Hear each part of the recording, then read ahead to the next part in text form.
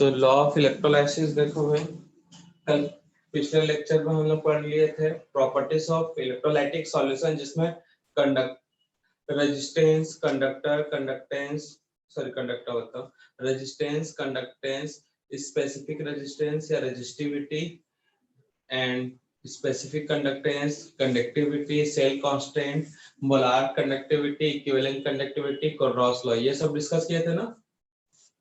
आज की क्लास में देखते हैं इलेक्ट्रोलाइटिक सेल में फैराडेस लॉ।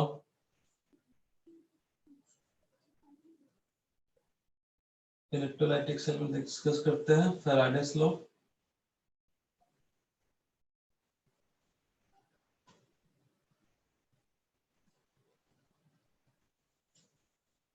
तो फैराडेस लॉ क्या कहता है भाई,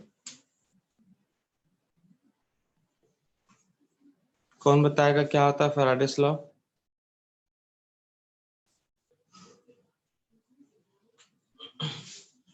फैराडेस लॉ क्या होता है बच्चों?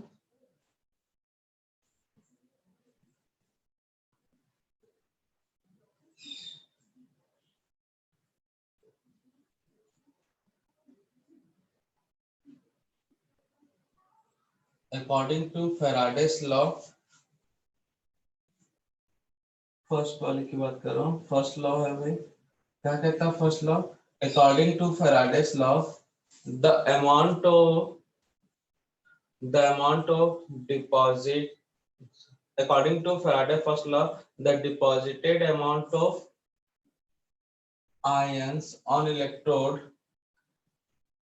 is directly proportional to charge supplied। यही था, अगर डिपॉजिट अमाउंट या लिबरेटेड अमाउंट W है तो किसके डायरेक्ट प्रोपोर्शनल होगा? चार्ज Q के। यही था भाई फैराडेस लॉ। और यहाँ पे प्रोपोर्शन के साइन को हटाकर तो एक कांस्टेंट लगेगा, किसको किसको क्या बोलते हैं? Z into Q. तो जेड क्या? इलेक्ट्रोकेमिकल इक्विवेलेंट वेट या कांस्टेंट, क्या बोलते हैं इसे? Electrochemical equivalent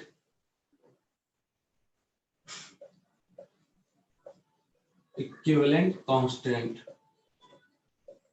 electrochemical equivalent constant. यही है। चार्ज इक्वल टू क्या होता है बच्चा? Current into time. तो चार्ज की करंट है I, टाइम है आपका T। तो क्या मिलेगा भाई यहाँ पे? और यूनिट क्या होता है? Ampere into second equal to coulomb. तो W इक्वल टू क्या मिलेगा? Z into I into T। यही होता है ना भाई। अच्छा, यहाँ पे एक स्टेटमेंट बनता है, when 1 ampere current 1 ampere current gives for 1 second, then deposit amount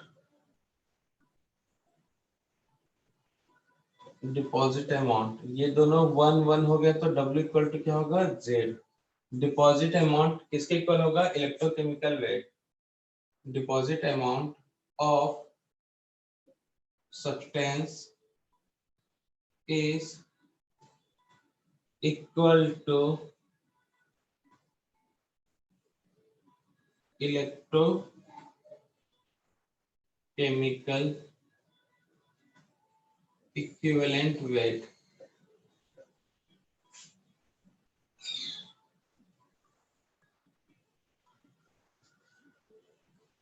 तो ये था भाई। अब उसके बाद जेड का वैल्यू क्या होता है भाई? इलेक्ट्रोकेमिकल इक्विवेलेंट वेट है, जो कि क्या होता है? Equivalent weight divided by 96500। Equivalent weight कैसे निकाला जाता है? मोलार मास या atomic mass divided bye n factor 96500। तो जब इसको फिल करोगे यहाँ पे वैल्यू इक्वेशन 1 में,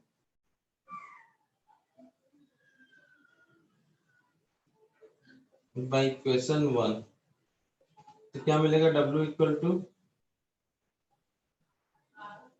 m into I into T divided by 96,500 into n। तो ये फर्स्ट लॉ ऑफ फैराडे था। इसी को हम क्या बोलते हैं, फर्स्ट लॉ ऑफ फैराडे। ठीक है बच्चा लोग, सेकेंड लॉ में क्या होता है भाई, सेकेंड लॉ ऑफ फैराडे में क्या होता है, अगर इलेक्ट्रोलाइटिक सेल को, सेकेंड लॉ ऑफ फैराडे, अगर इलेक्ट्रोलाइटिक सेल को एक सीरीज में कनेक्ट कर दिया जाए, इलेक्ट्रोलाइटिक सेल को एक सीरीज में कनेक्ट कर दिया जाए,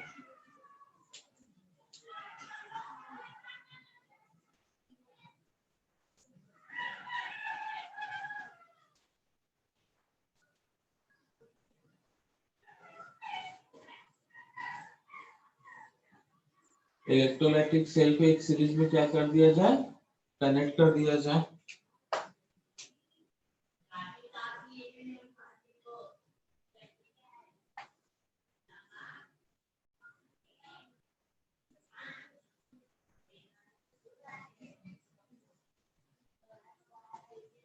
एनोड पॉजिटिव चार्ज होता है इलेक्ट्रोलाइटिक सेल में, कैथोड कैसा होता है, negative charge.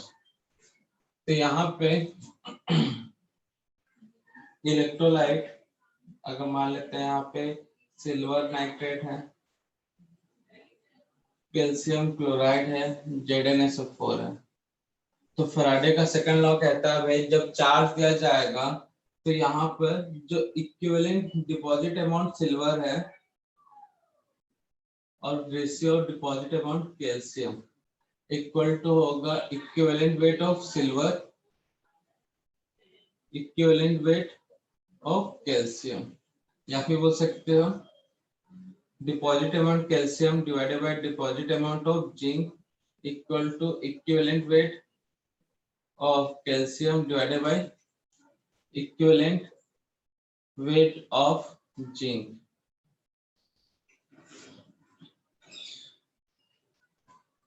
Zinc divided by silver, तो बोल सकते हैं equivalent weight of zinc divided by equivalent weight of silver. ये सेकेंड लॉ ऑफ फैराडे था भाई, तुम नोट कर लो, फिर कॉपी में तो नोट होगा ही, स्क्रीनशॉट ले लो और उसके बाद चलो क्वेश्चन करते हैं टेक्स्ट बुक का। ठीक है बच्चा लोग, तो टेक्स्ट बुक में कुछ क्वेश्चन उसको सॉल्व करते हैं अब। तो 5.6 में क्वेश्चन गिवन है आई टी और डब्ल्यू पूछा है भाई, तो एम का वैल्यू कितना होता है कॉपर का 63.5, डाटा हमने नोट कर लिया भाई। फॉर्मूला ये होता है, एम का यूनिट है ग्राम पर मोल, आई का यूनिट है एम्पियर, टी का यूनिट है मिनट। 96500 कूलम में है, ये चार्ज पर मोल है तो इसका यूनिट पर मोल लिया हमने। तो यहाँ पे कूलम को एम्पियर सेकंड में चेंज कर ले भाई, क्योंकि कूलम इक्वल टू होता है एम्पियर इनटू सेकंड।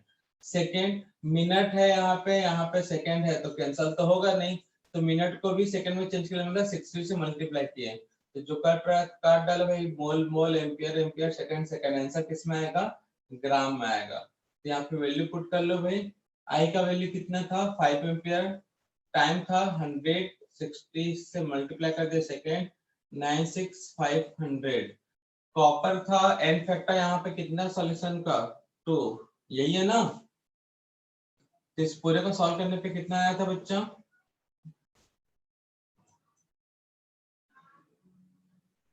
कितना आ रहा है ये पूरे को सॉल्व करने पे 9.87 ग्राम। 9.87 ग्राम, इसे से सॉल्व करना था। यहाँ पे गिवन डाटा दिया हुआ है कितना मास डिपॉजिट हो रहा है, आई का वैल्यू दिया हुआ है, टाइम पूछा है भाई। तो वेट का गिवन वेट ग्राम में 96500 कूलम, चार्ज पर मोल, मास सॉरी मॉलिक्यूलर मास कितना है, या एटॉमिक मास ग्राम पर मोल, आई किसमें है एम्पियर। तो कूलम को एम्पियर इनटू सेकंड कर दिया भाई, तो एम्पियर एम्पियर कैंसिल, पर मोल कैंसिल, ग्राम ग्राम कैंसिल, आंसर किस में आएगा सेकंड में। वैल्यू पुट करें, W का वैल्यू कितना है 2.415, 96500 सिल्वर का सॉल्ट है इनफैक्ट वहां पे 1 है, देख लेना क्वेश्चन में 107.5 मतलब कुछ ऐसा ही इसका वेट, और ये कितना देर तक दिया गया 3 एम्पियर। ये पूरे को सॉल्व करने पे कितना है बच्चा, पूरे को सॉल्व करने पे 720 सेकेंड, कितना 720 सेकेंड, 720 12 minutes. क्लियर है बच्चा लोग? तो इस तरह से क्वेश्चन सॉल्व हो जाएगा ना। 5.8 टाइप का क्वेश्चन मिले आपको, किस टाइप का क्वेश्चन मिले 5.8, तो करना क्या है आपको, सिंपल सा हीट एंड ट्रायल मेथड बताया था हमने।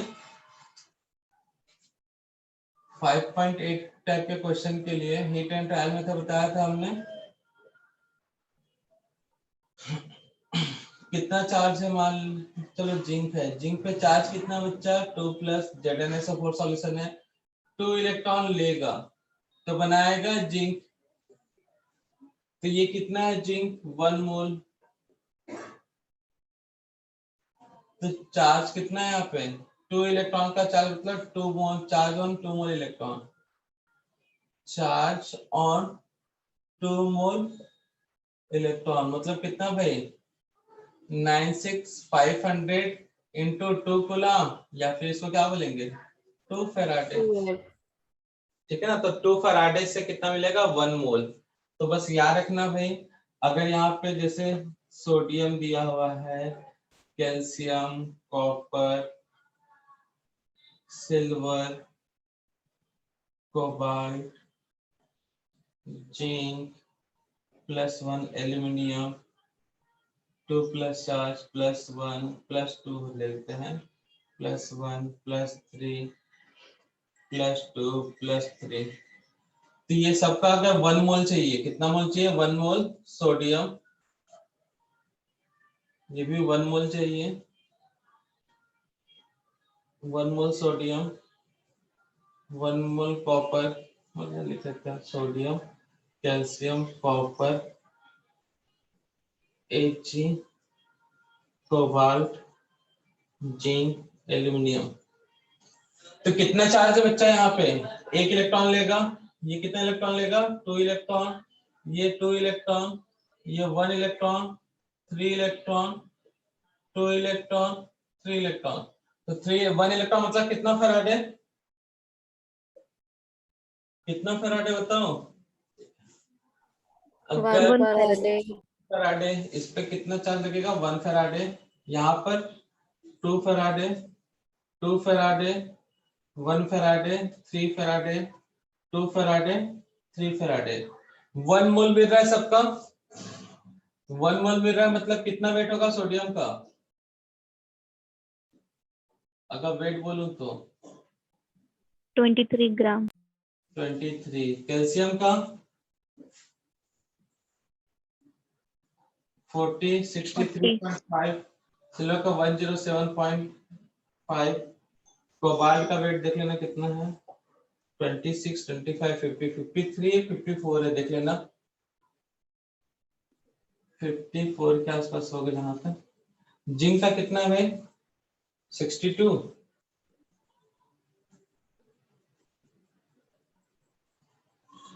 और एल्यूमिनियम का कितना है 27। बन जाएगा ना इस टाइप का क्वेश्चन, तो इन्हीं में से रिलेटेड है 5 पॉइंट वाला क्वेश्चन ये है ना जिंक के रेस्पेक्ट में, तो हो जाएगा कि नहीं हो जाएगा। अगर कूलाम की बात करें तब 96500, 96500 का 2 टाइम्स, 96500 का 3 times, sorry 2 times, 1 times, 3 times of 96500 coulomb, 2 times of 96500 coulomb, 3 times of 96500 coulomb, बन जाएगा क्वेश्चन। नेक्स्ट है क्वेश्चन नंबर 5.9, चलो जल्दी से सॉल्व करो, क्वेश्चन नंबर 5.9 जल्दी से सॉल्व करो। जिंक का वेट 65 है ना यहाँ पे, हाँ तो जिंक का वेट कितना है 65, एन फैक्टर है 2, करके देखो सॉल्व। गिवन वेट है जिंक का इतना, एल्यूमिनियम इतना है, जितना करंट मतलब जितना चार्ज जिंक को दिया गया उतनी चार्ज क्या गया है एल्यूमिनियम को, सीरीज में कनेक्टेड है भाई, तो यहाँ पे कितना चार्ज है जिंक के ऊपर +2, एल्यूमिनियम के ऊपर चार्ज कितना है +3। तो W मतलब सेकंड लॉ ऑफ फैराडे लगा लो, deposit amount zinc divided by deposit amount aluminium equal to equivalent weight of zinc divided by equivalent weight of aluminium. तो ये फॉर्मूला बनेगा, वैल्यू पुट करो, equivalent weight given weight molecular mass मतलब atomic mass divided by 3 atomic mass divided by 2, n factor 2 है दिख रहा है यहाँ पे, चार्ज है हमारा n फैक्टर, सॉल्व कर लो भैया। 4.36 into 27, 3 वाला टर्म नीचे आएगा, 65 ऑलरेडी नीचे है और 2 वाला टर्म ऊपर जाएगा मैथमेटिकल अप्रोच से। अब सॉल्व कर लो भाई, कितना कितना आ रहा है, कर लोगे सॉल्व, कितना आ रहा है एल्यूमिनियम का वेट? 1.2 ग्राम। 1.2 ग्राम।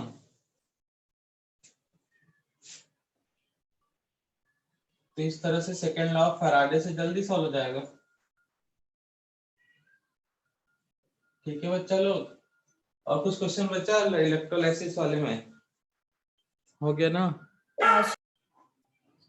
एक्सरसाइज में देखो बच्चा लोग, first two solution have the ratio concentration इतना इतना इतना, तो मोलार कंडक्टिविटी बना लोगे भैया, फॉर्मूला बताया हूँ, कंसंट्रेशन है भाई, मोलार कंडक्टिविटी का रेशियो पूछा है, मोलार कंडक्टिविटी इक्वल टू क्या होता है भाई, kappa into 1000 divided by molarity, यही होता है ना?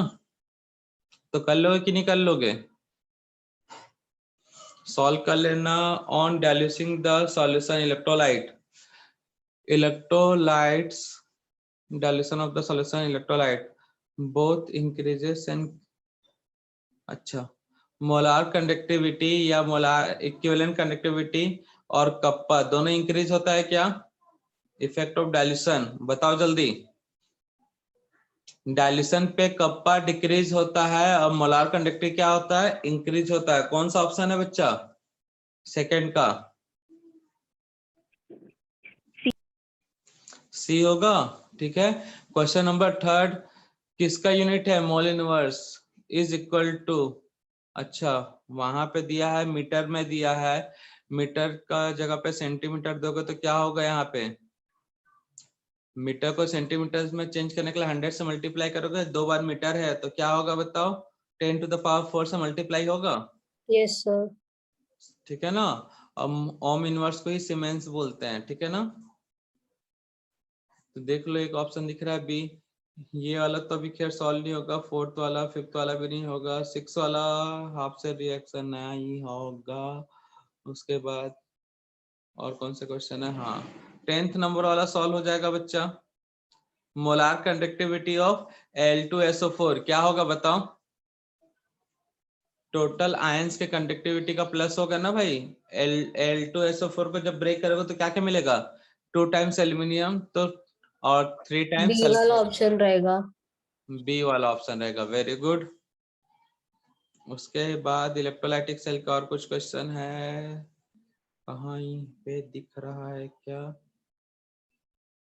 नहीं दिया है, चलो ठीक है। इलेक्ट्रोकेमिकल सेल हेडिंग नोट कर लो भाई।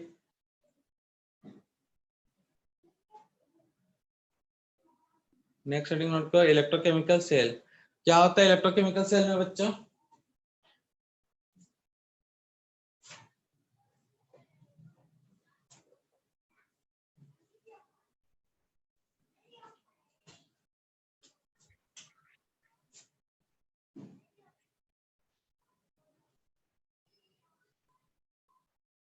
इलेक्ट्रो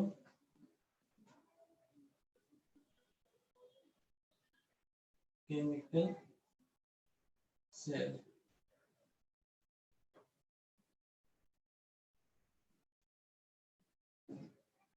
नेक्स्ट हेडिंग नोट कर लो, इलेक्ट्रोकेमिकल सेल। तो क्या होता है बच्चा इलेक्ट्रोकेमिकल सेल में? इलेक्ट्रिकल एनर्जी केमिकल एनर्जी में चेंज होती है। केमिकल एनर्जी इलेक्ट्रिकल एनर्जी में चेंज होता है, ठीक है ना? नहीं नहीं सर, वो गैल्वेनिक में होता है ना। तो इलेक्ट्रोकेमिकल सेल गैल्वेनिक तो है,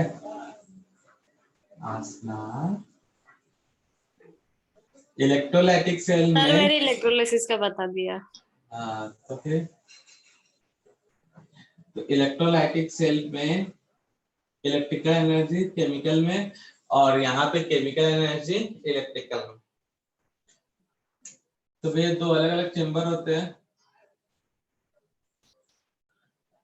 एक साइड एनोड चेंबर होता है, दूसरे साइड क्या होता है, कैथोड। एनोड पे कौन सा चार्ज होता है बच्चा? पॉजिटिव। ओहो, इलेक्ट्रोलाइटिक सेल थोड़ी बोल रहे हैं। इसमें नेगेटिव होता है, इलेक्ट्रोलाइटिक सेल में पॉजिटिव होता है। इलेक्ट्रोलाइटिक सेल में पॉजिटिव होता है।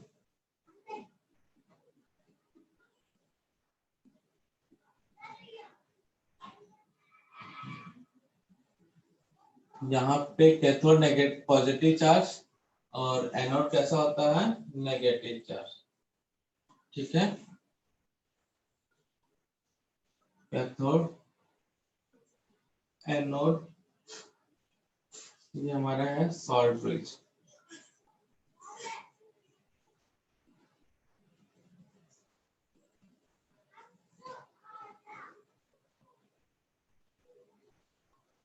ये हमारा सॉल्ट ब्रिज है। सॉल्यूशन लेते हैं भैया, गैल्वेनिक सेल में क्या क्या होता है, यहाँ पे कॉपर सल्फेट का सॉल्यूशन, और यहाँ पे क्या होता है भाई, DNA से मतलब SO4 जिंक सल्फेट, जिंक का रॉड, और ये कॉपर का, यही होता है भाई। तो याद रखना था इसको किससे, लोन से। लेफ्ट साइड क्या होता है भाई, लेफ्ट साइड ऑक्सीडेशन, कौन सा चार्ज होता है, एनोड होगा, चार्ज कौन सा होगा, नेगेटिव। याद करने को बोला था, इलेक्ट्रोलाइटिक सेल में सब सेम रहेगा, बस एनोड पे जो चार्ज है नेगेटिव, उसकी जगह क्या होता है, पॉजिटिव। यहाँ पे राइट साइड में क्या होता है, राइट साइड रिडक्शन होता है, और चार्ज कौन सा, कैथोड होता है, और चार्ज कौन सा होता है, पॉजिटिव।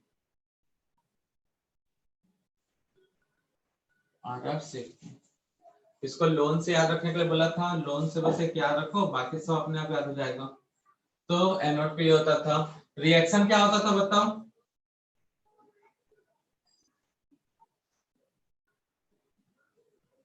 एनोड पे होता है ऑक्सीडेशन, एनोड पे क्या होता है, ऑक्सीडेशन भाई। तो ऑक्सीडेशन में किसका ऑक्सीडेशन होता था, रॉड का, जिंक का रॉड ऑक्सीडाइज होता था बाय रिमूवल ऑफ 2 इलेक्ट्रॉन। वैसे कॉपर सल्फेट सॉल्यूशन से कॉपर मिलता था, 2 इलेक्ट्रॉन एक करके कॉपर बनाता था, ये सॉलिड, ये 2 प्लस में चेंज होगा, एक्वस में जाएगा, और ये किस में जाएगा, सॉलिड के फॉर्म में रॉड के ऊपर बढ़ते जाएगा, तो इसका रॉड का थिकनेस बढ़ेगा। यही था बच्चा रिएक्शन। यहाँ पे use of salt bridge, salt bridge किसका बना होता है बच्चा, ये क्वेश्चन 1 मार्क्स 2 मार्क्स में बोर्ड में पूछ सकता है। यूज ऑफ सॉल्ट ब्रिज किसका बना होता है, सॉल्ट ब्रिज, KCl और agar solution. KCl प्लस अगार अगार,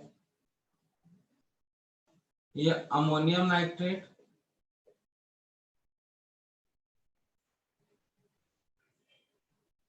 अच्छा यहाँ पे ये तो ठीक है, कंपोजिशन ये होता है।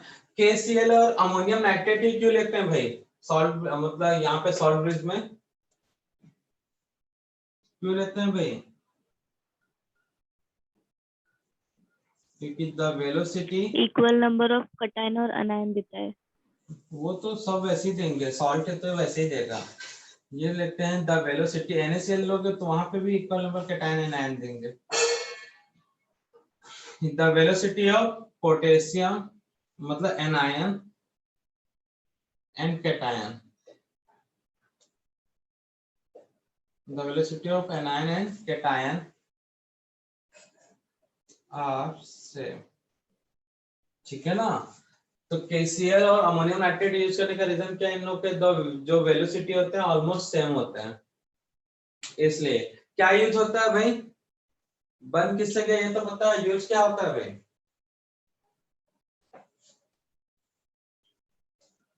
बोलो। न्यूट्रलिटी मेंटेन करने के लिए। पहला in the maintenance of neutrality of cell, और सेकंड क्या है, कंप्लीशन ऑफ सर्किट, दो यूज है भाई, सर्किट को कंप्लीट करने के लिए और दूसरा न्यूट्रलिटी को मेंटेन करने के लिए। क्लियर है सभी को? न्यूट्रलिटी कैसे मेंटेन होता है बच्चा? इधर ऑक्सीडेशन से कौन सा आयन सॉल्यूशन में बढ़ने लगता है, Zn2 प्लस, इधर रिडक्शन से SO4 minus ion, SO4 2 minus ion. तो यहां से जैसे KCl है भाई, तो Cl इधर जाएगा ZnCl2 बनाने, पोटेशियम इधर जाएगा, क्या बना लेगा, K2SO4। तो ये था। क्लियर है? ईएमएफ कैसे निकाला जाता है, इसका फॉर्मूला क्या होता है, ईएमएफ और E naught cell electromotive force या ई नॉट सेल का,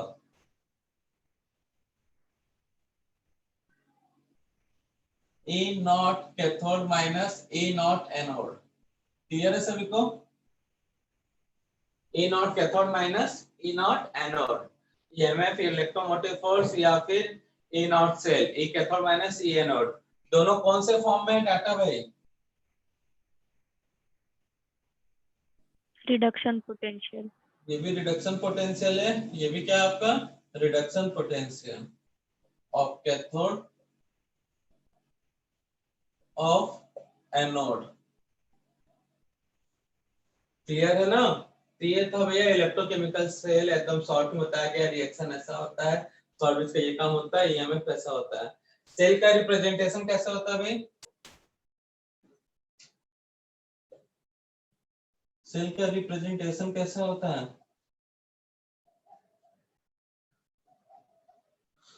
तो सॉल्ट ब्रिज लिया जाता है बीच में भाई,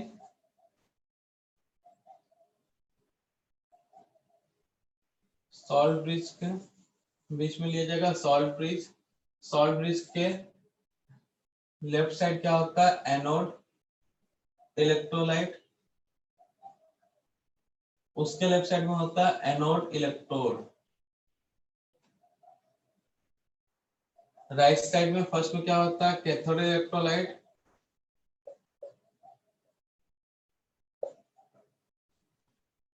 कैथोड इलेक्ट्रोड। तो यहाँ पे एनोड क्या है भाई, जिंक, उसका इलेक्ट्रोलाइट क्या है, ZnSO4। सॉल्ट ब्रिज कैथोड का इलेक्ट्रोलाइट क्या है, कॉपर सल्फेट, और इलेक्ट्रोड क्या है, कॉपर। ये होता है ना सेल रिप्रेजेंटेशन। क्लियर है बच्चा लोग? ये अच्छे से रटा होना चाहिए भाई। उसके बाद जो बुक में नहीं दिया वो बता देते हैं, काम आता है, identification of anode and cathode, anode and cathode, NEET और जेडब्ल्यू के लिए काम आता है भाई, बताया था। कैसे आइडेंटिफाई करना है भाई? फर्स्ट बाय सेल रिएक्शन और निकल लेते हैं एंड सेल रिप्रेजेंटेशन। किससे आइडेंटिफाई करते हैं? बाय सेल रिएक्शन और सेल रिप्रेजेंटेशन। तो अगर ऑक्सीडेशन और सेल रिप्रेजेंटेशन में राइट साइड हुआ तो कैथोड, लेफ्ट साइड में हुआ तो एनोड। सेल रिएक्शन से कैसे पता करोगे? एनोड पे क्या होगा, ऑक्सीडेशन, लोन से ही याद रखने को बोला था। कैथोड पे क्या होगा, रिडक्शन। यही था ना भाई, जैसे x plus Y, X plus Y, तो यहाँ पे x का क्या हो रहा है भाई, ऑक्सीडेशन या रिडक्शन, बोलो। ये X का रिडक्शन, रिडक्शन, Y का ऑक्सीडेशन। तो यहाँ पे एनोड कैथोड क्या होगा,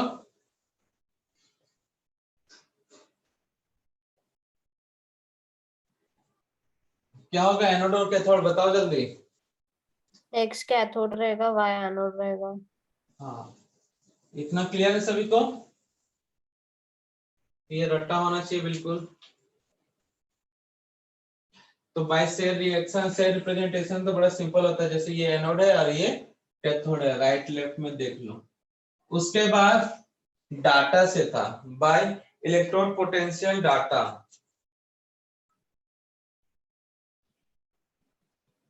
बाय इलेक्ट्रोड पोटेंशियल डाटा। तो यहाँ पे देखना है भाई रिडक्शन फॉर्म में नोट बताऊंगा, एक electrode potential is given in reduction form.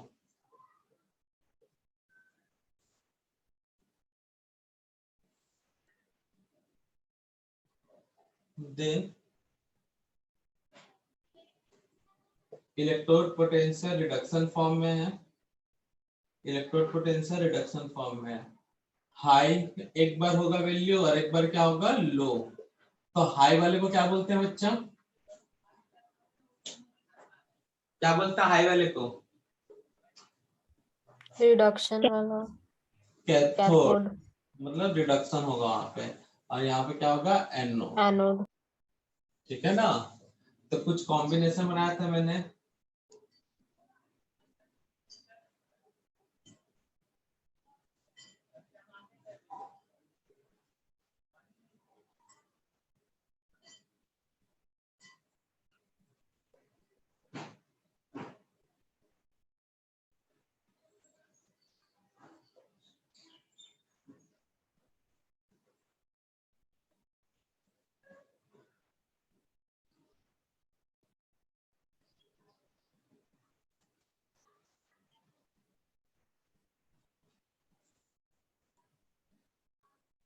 Ten volt 100 volt 10 volt negative 100 volt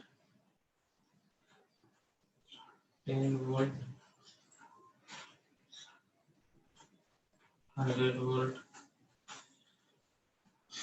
positive और एक नेगेटिव